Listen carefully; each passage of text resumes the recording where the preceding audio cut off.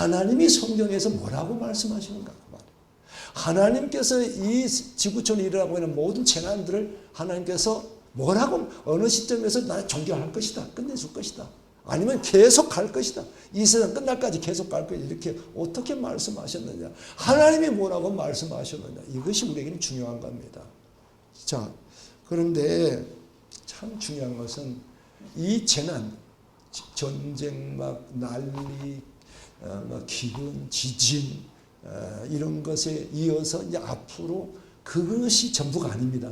그게 전부가 아니라 그 끝에 머리에서 대환란이 일어난다고 그랬어요. 대환란이. 상상할 수 없는 대환란. 우리 소진이 어머니 이런 자리에 계시니까 이런 말씀을 들을 수 있는 거예요. 복된 겁니다. 이런 말씀을 들을 수 있는 거예요. 집에 지금 계시면 전혀 들을 수 없는. 그런데 지금 성경에는 그걸 다 예언을 해놨어요. 구약시대부터 전부 해놨어요. 그렇게. 그러면 오늘 참 이 말씀들을 한번 보겠습니다. 성경에서 뭐라고 하시는가 한번 보겠습니다.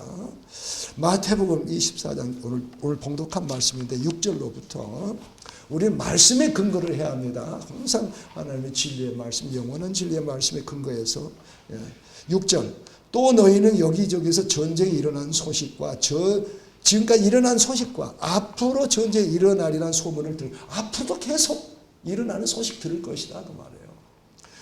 그러나 너희는 당황하지 않도록 주의하여라. 이런 일이 반드시 일어나야 한다. 그러나 아직 끝은 아니다.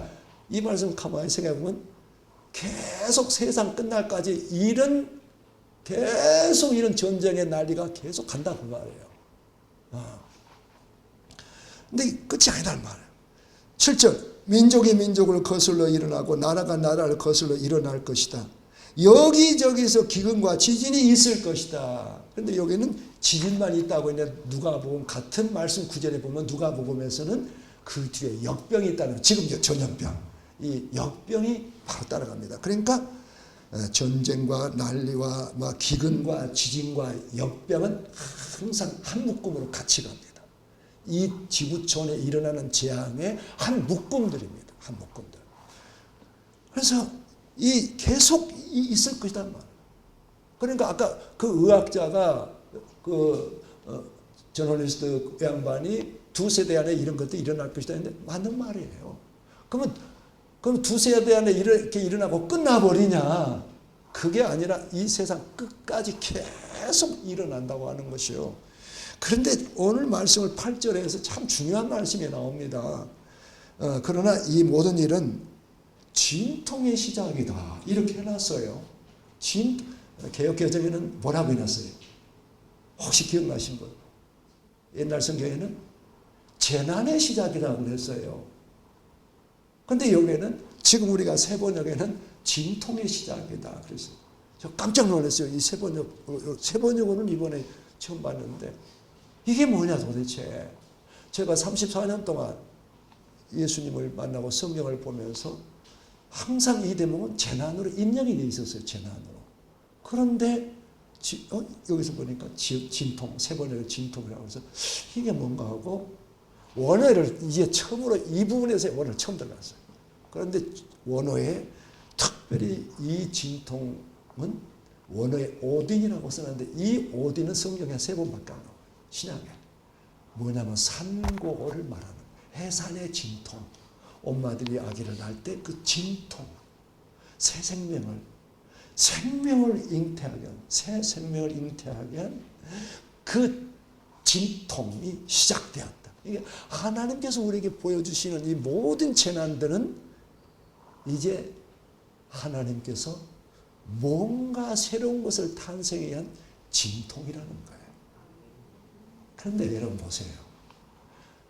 과거의 개혁개정은 왜 재난이라고 했느냐 하면은 이 개혁개정 과거의 개혁성경에는 하나님 이 번역 그 당시만 해도 이 하나님 나라 개념이 항상 죽어가는 영이 호 죽어가는 우리 목사님도 그렇게 표현했죠. 금요일 날 영이 호가 어디 저 천국 가는 그런 천국이 아니라 하나님이 임하셔서 이 땅에 임하셔서 통치하시고 다스리시는 그 나라가 이 땅에 세워지고 주님 다시 오시면 완성되어지는 그 나라를 개념을 알고 있는 사람이 번역한 것과 모르고 번역하는 천지차별한 거예요. 근데 이 새 번역에서는 그걸 아는 사람들이 번역을 한 거예요. 그러니까 다 이 번역을 했던 우리 하나님께서 이 땅에 지금은 재난이 막 이렇게 이 막 고난들이 이렇게 막 벌어지고 있지만은 이 모든 것은 하나님께서 뭐요? 새로운 세상, 새로운 시대를 탄생시키기 위한 진통이 지금 시작되고 있는 것이다. 할렐루야. 이렇게 이 엄청난 단어를 써놓은 거예요. 근데 그래서 저는 야 이거 참 조 목사님 참 큰일 하셨다 우리 교회. 이 새 번역 우리는 안 쓰는데 목사님 오셔가지고 이 새 번역을 쓰였어요. 그래서 번역마다 다 장점이 있고 단점이 있어요. 근데 쉬운 성경도 쉬운 성경 여러분 어린아이들 보는 쉬운 성경도 참 좋은 장점 많아요. 또 우리가 개역 개정도 굉장히 좋은 장점이 있어요. 예를 들어서 개역 개정 보면 시편 보면 새 번역으로 시편을 읽으면 맛이 안 나. 맛이 안 나요 이게. 근데 개역 개정으로 시편 보면 운율이 딱 있어가지고 딱 맛이 나게 돼 있어요. 그런데 또 개역개정 이 보면은 하나님 나라에 관련된 것은 번역이 영판이게 개념이 안 잡혀요. 그런데 이 새 번역에는 그런 개념을 가지고 이제는 하나님 나라의 복음이 전파되는 이 시점에서 이게 번역이 잘못 완전히 바로 잡혀야 한다고 우리가 원어대로 해야 된다 해가지고 번역을 했는데 하나님 나라의 고분들에 관련된 이 번역 보면 잘 돼 있어요. 그래서 목사님이 야, 이 번역서를 소개했구나. 목사님 감사해요. 그래서 여러분 이 지금 왜 이 말씀을 썼을까? 그러나 끝까지 견디는 그러나 이 모든 일은 진통의 시작이다. 해산의 진통이다. 원어는 꼭 해산의 진통. 거기에 쓰는 고통도 해산과 관련된 거기에 쓰는 거예요. 여러분 요 하나님 나라는 게 뭐냐는 걸 딱 알고 요 단어를 알게 되면 여기에서 우리는 뭔가 새로운 걸 보는 거예요. 이 지구촌에 벌어지고 있는 재난, 온갖 재난들이 일어나고 있는데 우리는 절망의 관점에서 보는 거 아니에요. 소망 없이 보는 거 아니라 지금 하나님께서 뭔가 이렇게 이 지구촌에 뭘 운행하시는데 뭔가 하나님께서 지금 그의 나라 하나님께서 친히 통치하시는 그 나라를 인간이 통치하는 나라는 온갖 악이 창궐해요. 아담으로부터 시작해서 지금까지 악은 더욱더 가증되고 더욱더 악은 놀랍게 역사되고 있잖아요. 그런데 하나님께서 이런 세상을 그대로 두냐? 그게 아니란 말이에요. 이런 악이 창궐하는 이 세상은 하나님께서 어느 시점에서 끝내겠다. 끝내고 하나님이 친히 땅에 임하셔서 통치하시고 다스리는 그 나라를 내가 세울 것이다. 할렐루야. 이게 하나님 나라의 비전이란 말이에요. 이제 완전히 막 바꿔지고 있어요. 그래서 이 복음, 그래서 여기서 있는 하늘 복음이라고 하는데, 이게 유대인을 상대로 한 마태복음에서 항상 하나님을 갖다 하늘 이렇게 하는데, 다른 세 복음서에 다 똑같은 하나님 나라, 하나님이 통치하신 나라라 그 말. 그래서 이 재난을 보는 관점이 달라진다. 비록 지금은 이런 재난들이 있지만은 우리 하나님이 지금 작업을 하고 계시구나. 어떤 작업을 하면서 이 지구촌의 작업이 이런 재난들이 일어나고 있구나. 이렇게 보면 완전 시각이 달라지잖아요. 그죠? 이민수 권사님 그러죠? 달라지잖아요. 완전히. 근데 어떤 사람이 뭐라고 했냐면은 이 지구촌에 지금 이건 진통의 시작일 뿐이다. 끝까지 간다고 그랬는데 성경은. 그런데 어느 학자가 옥스퍼드 대학의 유명한 교수가 콜리어라는 교수가 이 재난, 특히 이 양반의 전쟁, 분쟁, 내전 막 이런 것들을 연구했어요. 그래가지고 1970년 이후에 지금 한 45년 동안 전쟁과 내분 이 난리가 70년이나 일어났다고요. 엄청난 거잖아요. 갈수록 빈번히 나.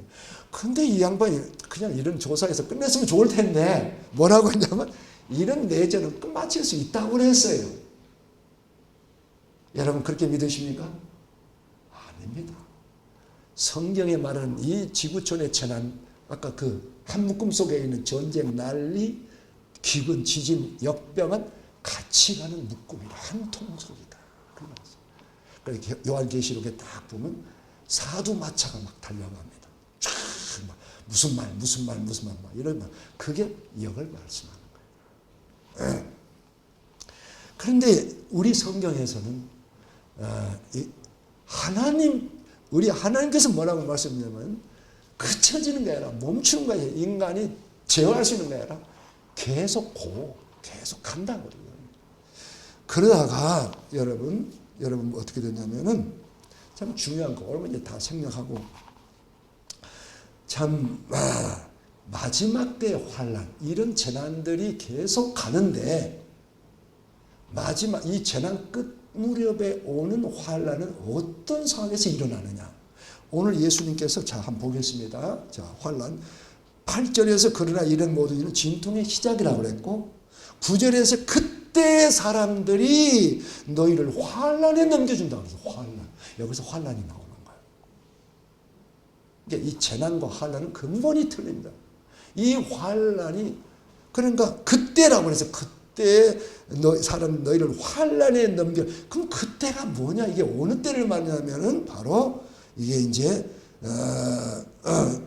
그게 이제 성경에 보면 나오는데 그냥 넘어갑시다. 그럼 뭐라고 제가 말씀으로 해둘게요. 이제 적그리스도 하나님께서 마지막의 역사를 끝내기 위해서 이제 주님이 오시기 직전에 하나님과 그리스도를 정말 무섭게 대적하는 그걸 우리는 소위 적그리스도라고 그래요. 적그리스도. 계시록에서는 짐승이라고 표현되어 있어요. 완전히 마귀의 화신, 마귀의 권세와 능력을 다 받은 그 짐승이 하나님을 대적해서 그리스도를 대적해서 이제 자기를 하나님이라고 합니다.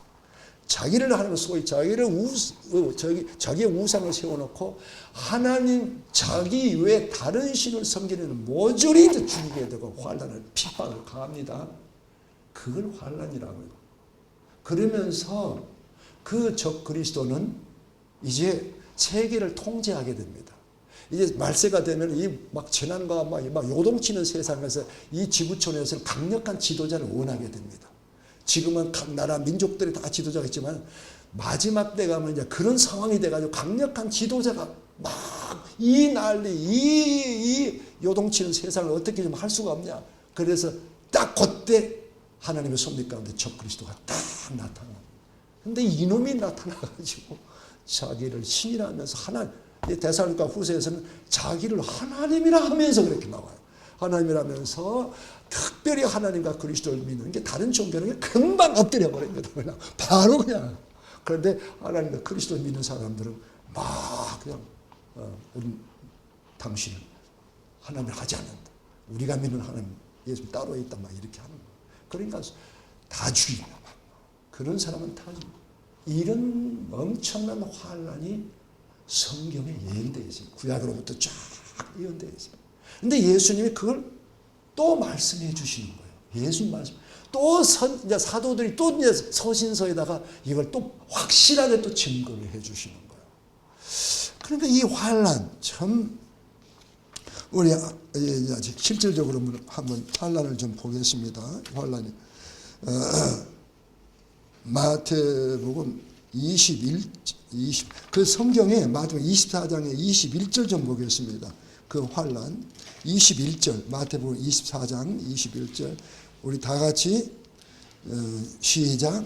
그때 큰 환난이 닥칠 것인데 그런 환난은 세상 처음부터 이제까지 없었으며 앞으로도 없을 것이다. 이게 전무후무한 환난이 적그리스도에 의해서 촉발돼 가지고 여러분 그 다음에 적그리스도 이제 하나님께 그대로 놔두겠어요? 아니잖아요.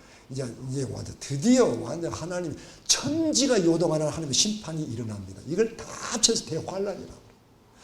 그런데 그 바로 위에 15절에 나와요. 바로 그 위에 15절에 그러므로 너희는 예언자 다니엘이 말한 바 황폐하게 하는 가증스러운 물건이 거룩한 곳에 서 있는 것을 보고 이게 바로 뭐냐면은 적그리스도를 이렇게 막 황폐하게 온 지구촌을 막 황폐하게 하고 다음에 또 그 밑에 가면 멸망케 하고 여러 가지 표현 멸망의 아들 막 이런 식으로도 하고 이 친구가 나와가지고 세상을 이렇게 막 휘젓는 것입니다. 네.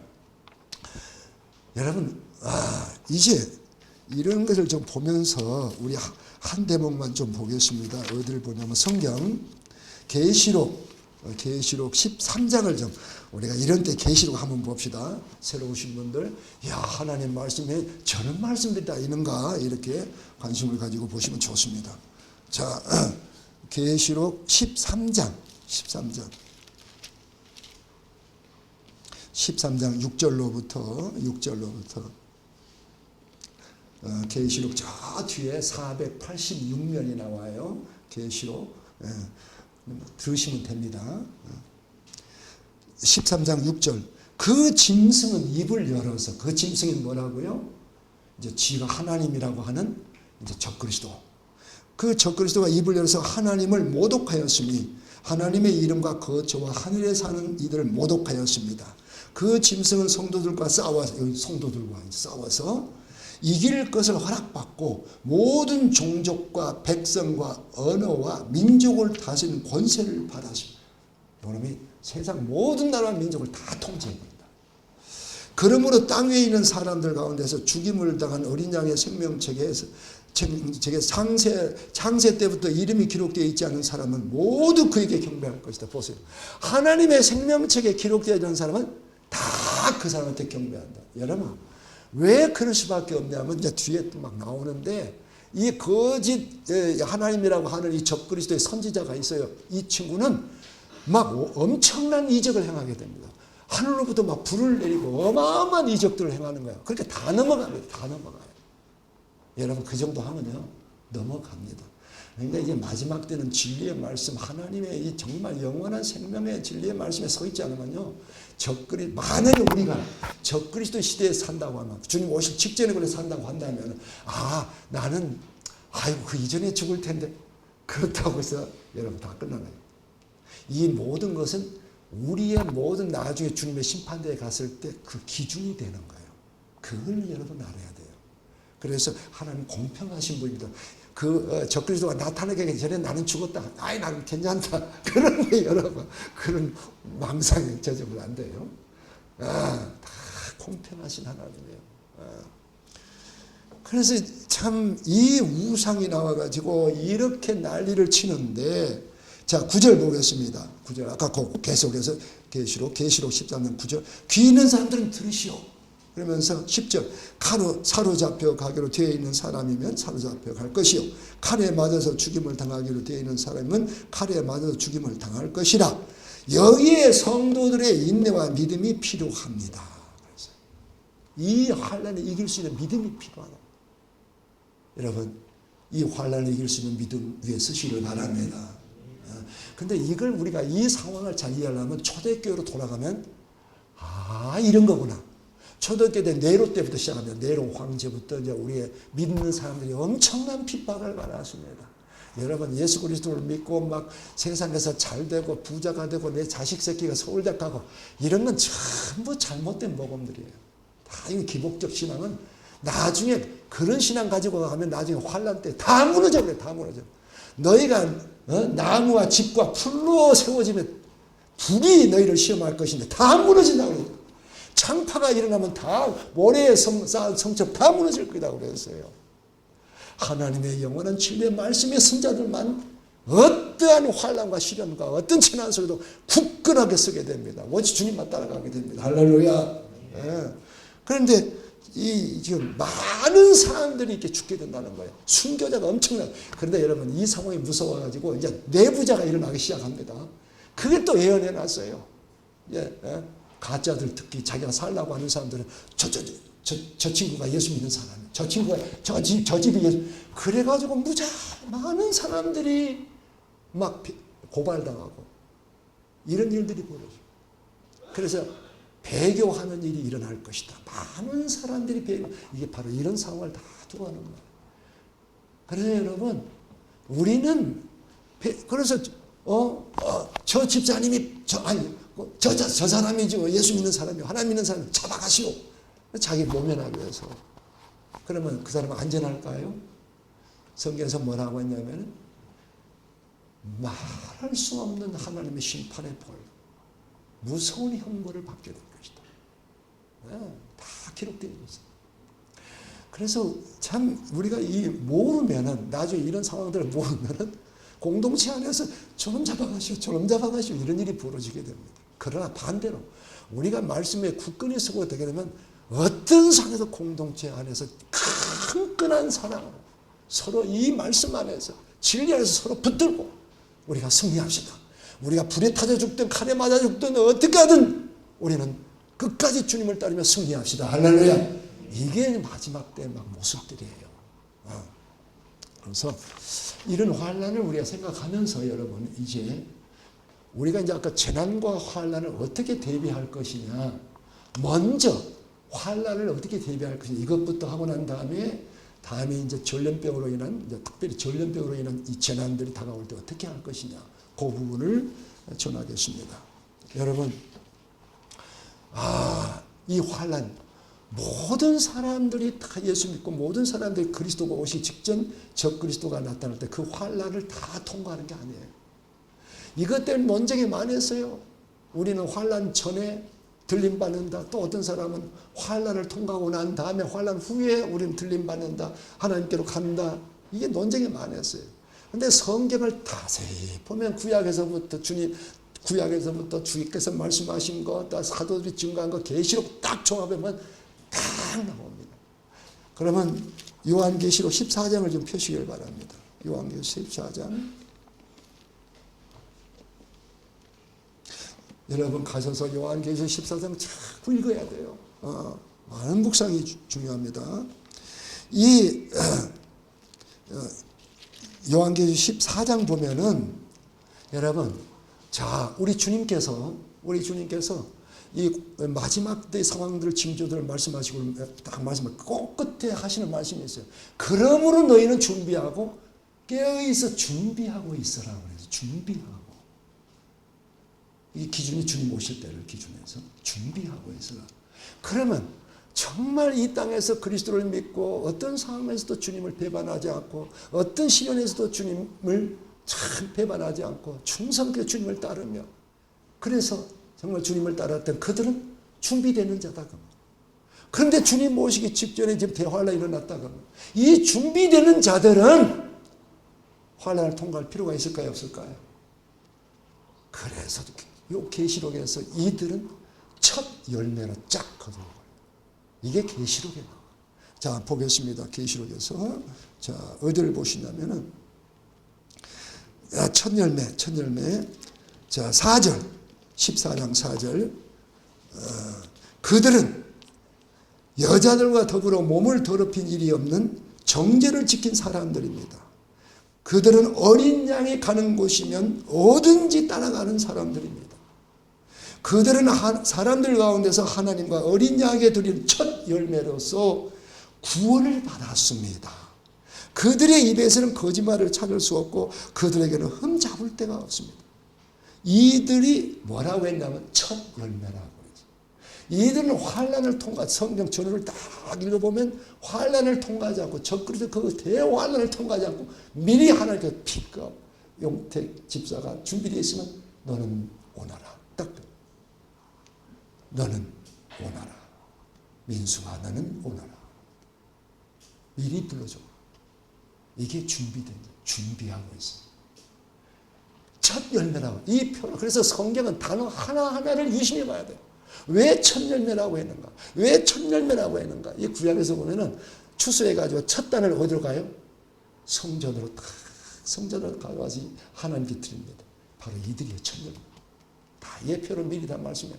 그럼 첫 열매가 있다는 것은 그 다음에 무슨 열매가 있다는 거예요?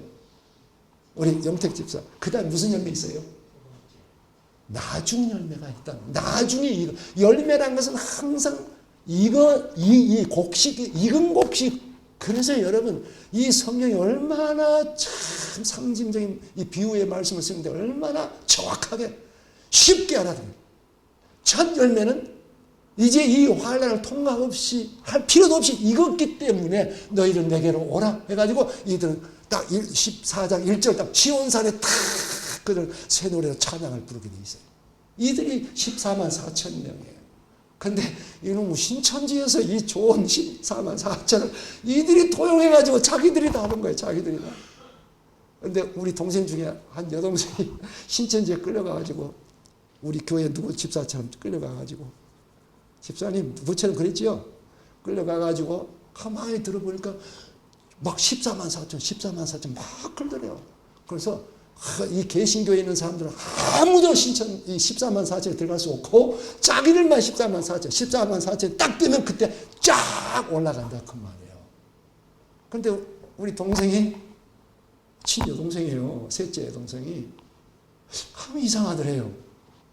그러면 지금부터 10년 전에 당신들 집회했을 때 그 좀 영상 찍어놓은 거 있는 거 이때 그때 한번 보자 그랬대요. 그래서 딱 보고 난 다음에 이때 몇 명이었는가. 그 다음에 지금 몇 명이었죠? 30만이 넘습니다. 그러면 당신들 말한 대로 14만 4천 명이면 지금 이미 당신들은 이미 지금 30만인데 지금 이미 다 올라갔어야지 왜 여기 있냐? 저희 동생이 살라고 하니까 지혜를 주신 거예요. 그래도 오빠가 기도 많이 했다고 하나님께서 그 깔굴에 끌려간 위험의 상황에서 그게 갑자기 전혀 뜻밖의 생각이 나가지고 당신들은 거짓말하고 있다 해가지고 나와버렸어요. 이 14만 4천은 상징적 수예요. 하나님께서 천열매로 거두기 위한 12 곱하기 11은 항상 12는 만수. 하나님이 계획하신 숫자를 차고 1명도 차고 없이 다 하나님께서 거두신다. 이걸 말하는데 이놈 신천지가 이걸 도용해가지고 난리 법석을. 여러분, 그래서 저는 이걸 보면서 성경 계시록을 이걸 읽으면서 그동안 막 신앙 논쟁이 있었지만은 제가 이제 자신이 이 구약과 신약과 이걸 전부 대조해 보면서 주의 말 대조해 보면서 여기에 따르면서 천열매 눈이 확 열린 거예요. 야, 그렇다면 천열매 그러니까 그 다음에 다음 열매가 있겠구나. 무슨 열매? 그 나중에 보니까 자, 한번 봅시다. 14절부터 이제 나중에 익은 열매가 나오는 거예요. 이게 환란을 막 통과하고 있는 거예요. 지금 막 환란을 막 통과하고 있는데 순교당한 사람들 말고 또 내가 보니 흰 구름이 있고 그 구름 위에 인자 같은 분이 앉아 있었습니다. 그는 머리에 금면류관을 쓰고 날이 서 낫을 들고 있었습니다. 이 누굴 같아요? 얼른 생각해서 여러분들. 인자 같은 이 바로 이 땅에 오셔서 당신은 항상 인자라고 했던 예수님을 말하는 인자가 구름 위에 딱 있는 환상이 쫙 보여지는 거예요. 근데 낫을 들고 있는 거예요. 근데 천사가 나와가지고 16, 15절 또 다른 천사가 성전에서 나와서 구름 위에 앉아 있는 분에게 큰 소리 외쳤습니다. 이제 예수님께 말씀하는 거예요. 이제 때가 됐습니다. 낫을 대어 거두어 들으십시오. 땅에 있는 곡식이 무르익어서 거두어 드릴 때가 되었습니다. 그렇죠. 이들이 바로 환란을 통과하면서 쫙 그 승리한 자들이에요. 이제 환란을 조금 여러분 환란의 근본 목적은 뭐예요? 하나님의 다 주권성에서 일어나는 거예요. 다 사단이 지 멋대로 하는 거예요. 짐승이 지 멋대로 날뛰는 거 아니에요. 다 하나님의 계획서, 하나님의 경륜 속에서 역사를 진행하고 마지막 끝내기 위한 참 수순이에요, 수순. 그런데 이 사람들 이 환란을 통과하면서 가짜는 다 떨어져 버린 거예요. 가짜. 혹시 나는 가짜다고 하시는 분들 있어요? 가짜는 이때 다 떨어져 나가. 그리고 이제 알곡이 남기 시작하는데 조금 덜 익은 곡식들, 이 환란을 통과하면서 막 있게 됩니다. 나는 이 환란을 받아, 맞아. 우리 주님만 붙들자. 우리 예수님만 붙들자. 이제 곧 우리 주님 오신다. 맞아. 계시록에 말씀하신 이 말씀입니다. 저놈이 우리 잡아 죽이려는데 우리 죽어도 좋아. 이런 식으로 지체들끼리 그냥 막 서로 붙들고 이들이 익어가는 나중 추수되는 열매들이에요. 두 가지가 딱 있습니다. 첫 열매와 나중 추수되는 열매들. 여러분은 어디에 끼기를 원하십니까? 우리 조영 집사 어디에 끼실래요? 저는 이걸 보면서 기도가 주님 긍휼을 베풀어 주시고 주님 첫 열매로 드려지기를 원합니다. 첫 열매. 환란 여러분 이거 끔찍한 겁니다. 끔찍한 거예요. 그러니까 로마 시대 로마의 네로 황제부터 열 황제가 우리의 믿음의 사람들, 우리의 믿음의 선진한테 그 가혹하게 막 핍박하고 환란을 막 우리 믿음의 선진들을 했던 거 그거 생각하면 이보다 더 심한 거구나. 그래서 하나님께서 로마 시대의 그 모든 것들을 미리 보여주셨어요. 그래서 마지막 짐승이라고 그래서 이 마지막 짐승. 그래서 이 마지막 짐승이 나왔을 때 환란이 이렇게 되는 거예요. 그래서 여러분, 저와 여러분 혹시 주님이 막 우리 시대에 오신다면 직전에 이 적그리스도가 나오기 전에 주님 저들을 불러주시옵소서. 이 갈망이 우리 안에 일어납니다. 저는 여러분에게 웃으면서 말했지만 저는 이걸 보면서부터 정말 온갖 세상의 그 어떤 것 주님이 보여주시는 이 하나님 나라의 영광의 비전, 우리 교회의 예루살렘 성의 영광의 비전, 우리 구원의 영광의 비전, 이것이 막 우리를 휘감는데, 그리고 이제 또 계시록에서 첫 열매 있고 나중 열매가 있는데, 와, 첫 열매로 주님 앞에 가야 되겠구나. 첫 열매로 가야 돼요. 그래서 오늘 누가복음 마지막 말씀이 있어요. 누가복음 마지막 말씀, 그 주보에 나온 거 한번 읽어봅시다. 자, 누가복음 21장 36절. 그러니 너희는 앞으로 일어날 이 모든 일을 능히 피하고, 그랬어요. 능히 피하고 또 인자 앞에 설 수 있도록 기도하면서 늘 깨어 있으라. 그런데 이 모든 일을 누가복음에서 이 어느 상황에서는 이 환란의 이 모든 상황을 말해요. 이 상황에서 이런 상황을 능히 피하고 이런 상황들을 피하고 적그리스도가 나와서 잡아 죽이고 온갖 짓을 하는 이런 상황에서 너희들 피하고 인자 앞에 서라. 능히 피한단 말이 이게 뭐냐? 이게 뭐냐면 이 환란에서 이기고 그 말이 아니에요. 이 환란이 너희에게 없는 것처럼 이게 벗어나 이 환란을 피해서 내 앞에 서라. 그래서 미리 준비하고 있으라. 미리 준비하고 있으라. 그래서 준비된 자는 첫 열매로 주님 앞에 올려지는 이 놀라운 하나님의 은혜 안에 들어가게 된다고. 그래서 주님의 영광에 탁 들어가게 된다. 할렐루야. 소망합시다. 그러니까 여러분 이 땅에서 지금 정말 이런 지금 마지막 때 일어나 이런 이 말씀들을 우리가 믿는다면 달라질 수밖에 없어. 내 삶의 태도가 달라질 수밖에 없어. 세상에 이것도 붙잡고 저것도 붙잡고 이 손 딱 놔버려요. 이 말씀이 들어간 자는 놔버려요. 머리로 이해한 사람은 여전히 또 갈 수도 있어요. 여전히 그 길을 갈 수가 있어요. 그러나 이 말씀이 나에게 빛으로 들어오고 능력이 들어오면 야 이거 이래야 되겠구나. 그러면서 기도가 달라져요. 그러니까 그냥 세상에 좋은 즐거움도 누리고 세상에 하나님이 이 세상 즐거움도 누리라고 줬는데 즐거움도 이 아이는 즐거움도 누리고 예수도 믿고 이게 싹 없어져. 다 끝나는 거야. 말씀이 아직 빛으로 안 들어와서 그렇기 때문에. 그래서 이런 말씀들을 들게 되면 올인하게 된다. 완전히 올인하게. 정말 온전히 주님을 향하여 내 마음을 다 드리고 내 삶을 드리고 목숨까지도 죽으면 죽으리라. 어떤 상황에서도 나는 죽으면 죽으라는 신념으로 주님을 따르게 됩니다. 여러분, 예수 그리스도의 그분의 피로 사신 우리의 생명, 우리의 삶, 이거 대충 살다가 주님 오시면 날아가서 저 천국 가게. 이건 망상입니다. 이건 복음이 아니에요.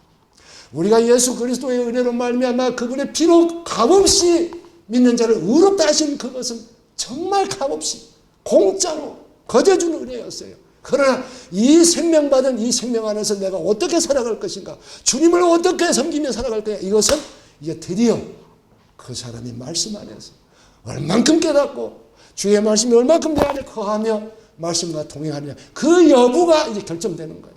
그래서 장차 정말 주님 오실 날에 이런 엄청난 환란을 피하고 첫 열매로서 주님 앞에 탁 들림받아서 주님의 영광 안에 들어가게 될 줄로 믿습니다. 이제 환란의 대비는 이렇게 하고요. 이제 마지막 재난, 또 한 번의 전염병의 이 재난이 다시 닥쳐올 때 우리는 어떻게 할 것이냐. 여러분, 교회적으로 또는 개인적으로 어떻게 해야 할 것이냐. 정말 이 땅에 세워진 모든 목사님들이 이 코로나 상황에 대비해서 진지하게 우리가 성찰하고 주의 양무리를 어떻게 앞으로 인도할 것이고 앞으로 교회는 어떻게 할 것인가, 진지한 성찰이 없었고, 반대로 여전히 코로나 이후에도 수적인 증가, 막 계속적인 뭐 대형 교회 꿈꾸는 목사님들은 앞으로 주의 양무리들 진짜 무너지게 합니다. 여러분, 주님이 직접 말씀하셨어요. 너희가 뭐예요? 완전히 하나님의 진리의 말씀에 서 있지 못하면 나중에 창파, 파도가 막 거센 비바람이 몰아칠 때 다 무너진다고 그랬다. 또 베드로 사도는 고린도전서에 뭐예요? 금과 은과 보석으로 지어지고 나무와 풀과 집으로 지어질 텐데, 그러니까 금과 은과 보석이 되어야 될 것이냐, 아니면 내가 예수 믿는 자가 내가 나무가 되고 지푸라기가 되고 풀이 될 것이냐, 여기에 따라서 나중에 불이 와서 너희를 시험할 것이다. 이 불이 와서 반드시 이걸 통과하게 돼 있어요. 시험. 그런데 그때 다 불타버릴 것이다. 그래서 여러분, 이 시대, 이제 코로나 이후의 시대에 정말 교회나 우리 모두, 여러분, 개개인 성도 여러분, 우리 모두가 다 어떤 모습으로 설 것인가 짤막하게 말씀을 전하고자 합니다. 여러분, 첫 번째 교회, 첫째 교회는 초대교회 시대처럼 가정에서 소규모 모임을 진행할 수 있도록 준비를 해야 됩니다. 제가 이 코로나 상황에서 주님, 어떻게 정말 우리가 대비를 해야 합니까?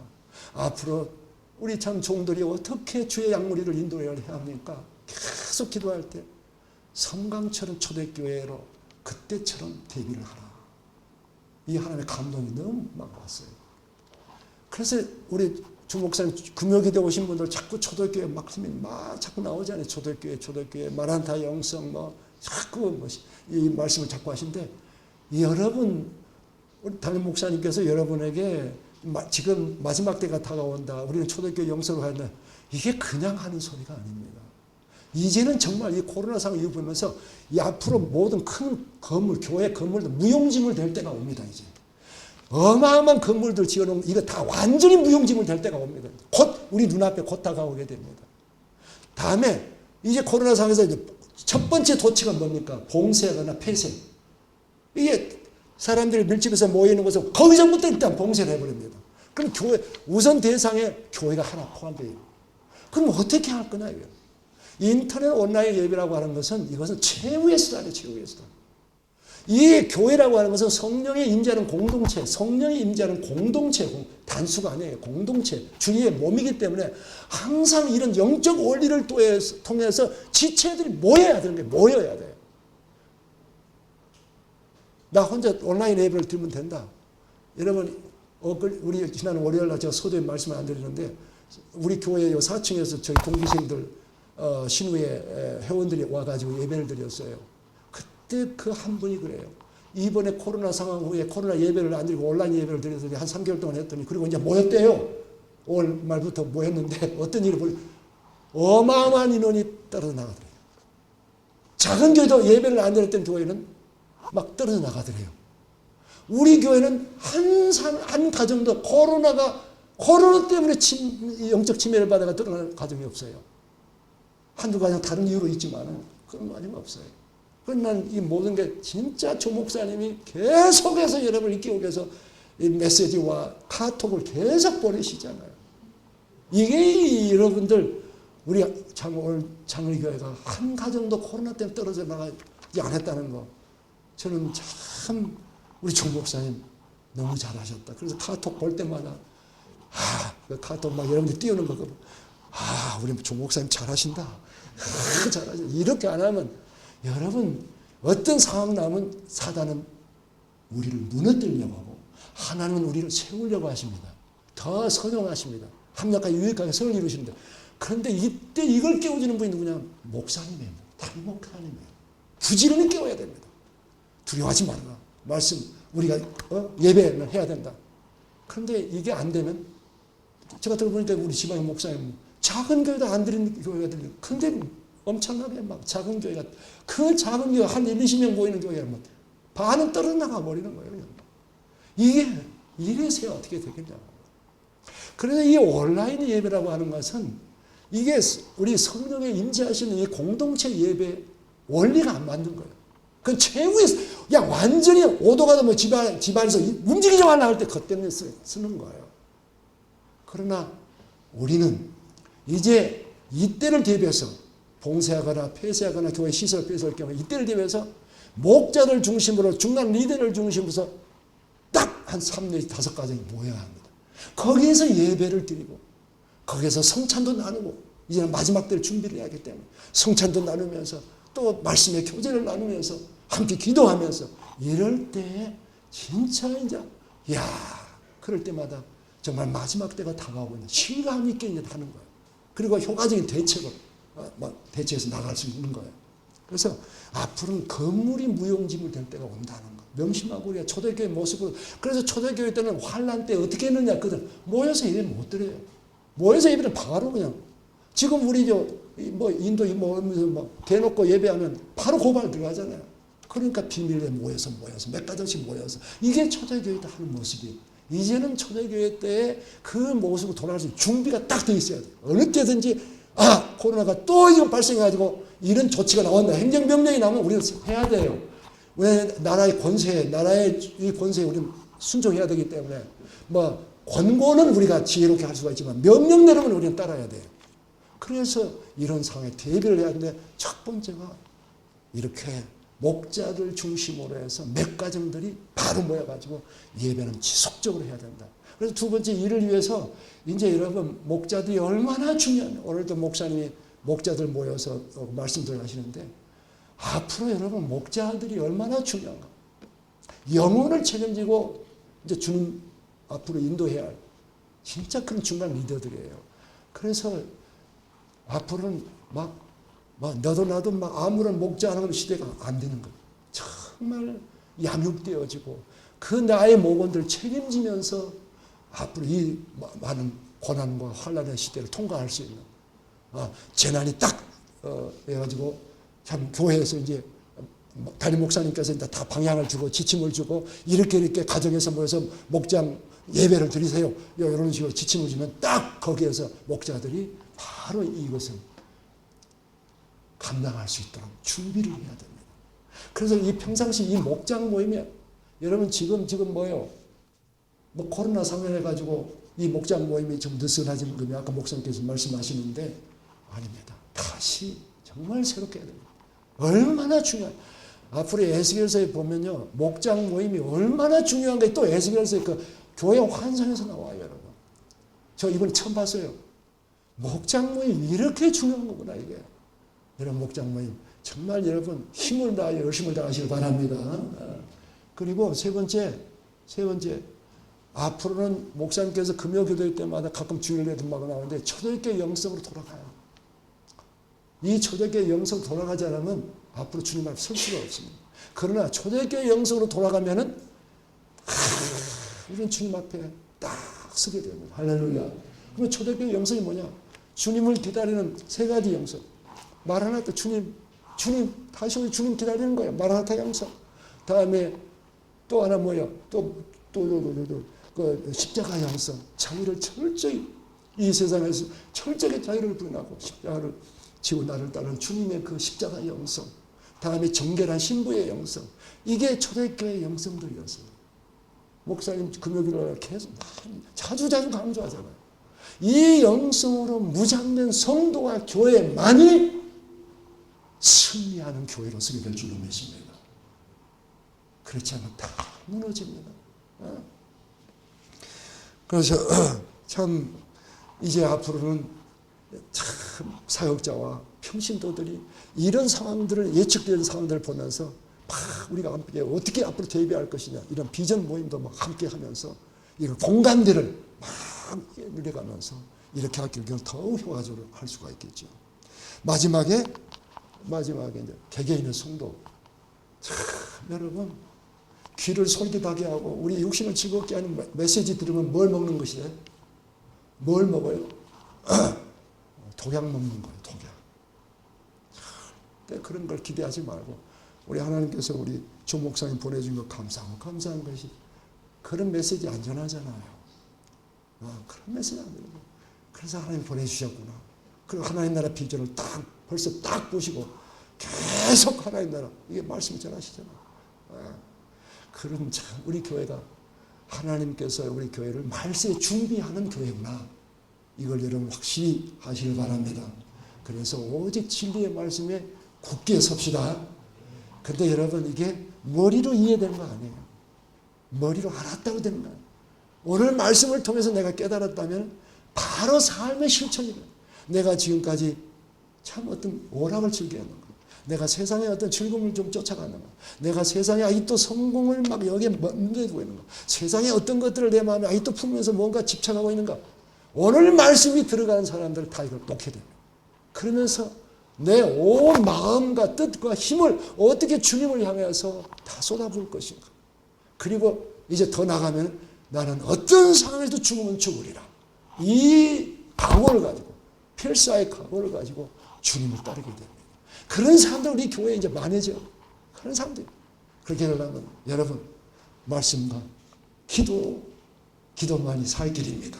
할렐루야. 말씀하고 다 구자고 들어가야 돼요. 기도 아무리 좋은 말씀 오늘 말씀 들었다. 여러분 기도하지 않으면 다 날아갑니다. 다 날아가요. 오늘 말씀을 듣고 야 이런 거구나. 내가 이 앞으로 살면서 이렇게 해야 되겠구나. 그런 사람들 말씀이 다 능력으로 권세 있는 말씀을 남게 됩니다. 그래서 이 말씀과 함께 승리하게 될 줄로 믿습니다. 그래서 우리 마지막 이 말씀을 함께 읽고 끝내겠습니다. 시작. 좋으신 우리 하나님은 믿는 자들에게 모든 상황들을 선용하여 유익하게 하신다.